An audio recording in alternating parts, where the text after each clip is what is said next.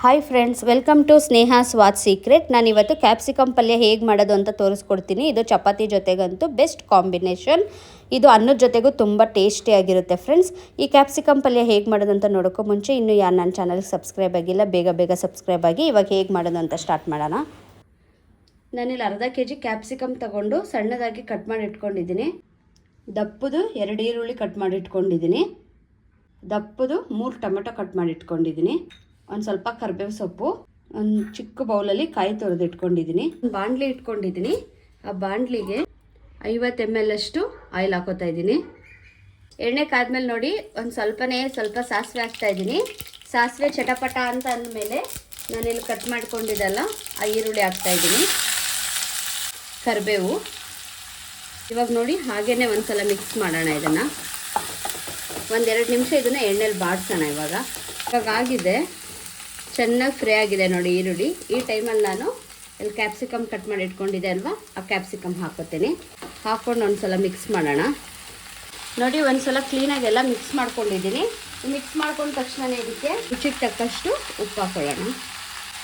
ನೋಡಿ ಉಪ್ಪು ಹಾಕೊಂಡ್ಮೇಲೆ ಹಿಂದೆನೇ ನಾನು ಟೊಮೆಟೊ ಹಾಕೋತಾ ಇದ್ದೀನಿ.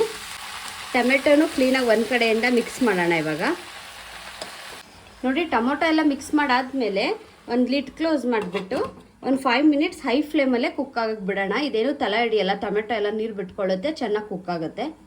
ನಾನಿಲ್ಲಿ ಖಾರದ ಪುಡಿ ತೊಗೊಂಡಿದ್ದೀನಿ. ಇದು ಯಾವುದೇ ಚಿಲ್ಲಿ ಪೌಡರು, ಧನಿಯಾ ಪೌಡರ್, ಗರಂ ಮಸಾಲ ಏನೂ ಇಲ್ಲ, ಮನೆಯಲ್ಲೇ ಮಾಡಿರೋವಂಥ ಸಾಂಬಾರು ಪೌಡರ್ ಇದು. ಹಾಗೆಯೇ 1 ಸ್ಪೂನಷ್ಟು ಬೆಲ್ಲ ತೊಗೊಂಡಿದ್ದೀನಿ. ಚಿಕ್ಕ ಸ್ಪೂನಲ್ಲಿ 1 ಸ್ಪೂನಷ್ಟು ಬೆಲ್ಲ ತೊಗೊಂಡಿದ್ದೀನಿ. ಇವಾಗ ನೋಡಿ ನಾನು ಲಿಡ್ ಓಪನ್ ಮಾಡ್ತಾ ಇದ್ದೀನಿ. ಎಷ್ಟು ಸಾಫ್ಟ್ ಆಗಿದೆ ಅಲ್ವಾ, ಎಲ್ಲ ಚೆನ್ನಾಗಿ ಟೊಮೆಟೊ ಮತ್ತು ಕ್ಯಾಪ್ಸಿಕಮ್ ಎರಡೂ ಸಾಫ್ಟ್ ಆಗಿದೆ. ಈ ಟೈಮಲ್ಲಿ ನಾನು ಇದಕ್ಕೆ ಖಾರದ ಪುಡಿ ಹಾಕ್ತಾ ಇದ್ದೀನಿ. ನೋಡ್ಕೊಂಡು ಹಾಕೊಳ್ಳಿ. ಖಾರದ ಪುಡಿ ಹಾಕಿ ಒಂದ್ಸಲ ಮಿಕ್ಸ್ ಮಾಡೋಣ. ನೋಡಿ ಖಾರದ ಪುಡಿ ಹಾಕಿ ಮಿಕ್ಸ್ ಮಾಡಾದ್ಮೇಲೆ ತೆಂಗಿನಕಾಯಿ ತುರಿ ಹಾಕ್ತಾ ಇದ್ದೀನಿ.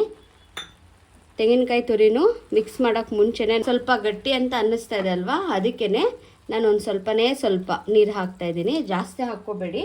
1 ಟೀ ಗ್ಲಾಸಲ್ಲಿ 1/2 ಗ್ಲಾಸ್ ಅಷ್ಟು ಮಾತ್ರ ನೀರು ಹಾಕ್ಕೊಳ್ಳಿ. ಹಾಕ್ಕೊಂಡು ಕ್ಲೀನಾಗಿ ಮಿಕ್ಸ್ ಮಾಡೋಣ. ಇವಾಗ ನೋಡಿ ನೀರನ್ನು ಹಾಕಿ ಮಿಕ್ಸ್ ಮಾಡಾದ್ಮೇಲೆ ಲಾಸ್ಟಲ್ಲಿ ನೋಡಿ ಬೆಲ್ಲ, ಇದು ಆಪ್ಷನಲ್ಲಿ ಹಾಕಿದ್ರೆ ನಿಮಗೆ ರುಚಿ ಚೆನ್ನಾಗಿರುತ್ತೆ. ಬೇಡ ಅಂದರೆ ನೀವು ಬೆಲ್ಲನ ಸ್ಕಿಪ್ ಮಾಡ್ಕೋಬೋದು. ಬೆಲ್ಲನೂ ಹಾಕ್ಬಿಟ್ಟು ಒಂದ್ಸಲ ಮಿಕ್ಸ್ ಮಾಡೋಣ. ಮಿಕ್ಸ್ ಮಾಡಿಬಿಟ್ಟು ನೋಡಿ ಫ್ರೆಂಡ್ಸ್, ಈ ಟೈಮಲ್ಲಿ ನೀವು ಉಪ್ಪು ಖಾರ ಎಲ್ಲ ಚೆಕ್ ಮಾಡ್ಕೊಳ್ಳಿ. ಚೆಕ್ ಮಾಡಿಕೊಂಡು ಕರೆಕ್ಟಾಗಿದೆ ಅಂತ ಅಂದರೆ ಲಿಡ್ ಕ್ಲೋಸ್ ಮಾಡಿ ಮೀಡಿಯಮ್ ಫ್ಲೇಮಲ್ಲಿ ಒಂದು 5 ಮಿನಿಟ್ಸ್ ಕುಕ್ ಮಾಡೋಕ್ಕೆ ಬಿಡೋಣ.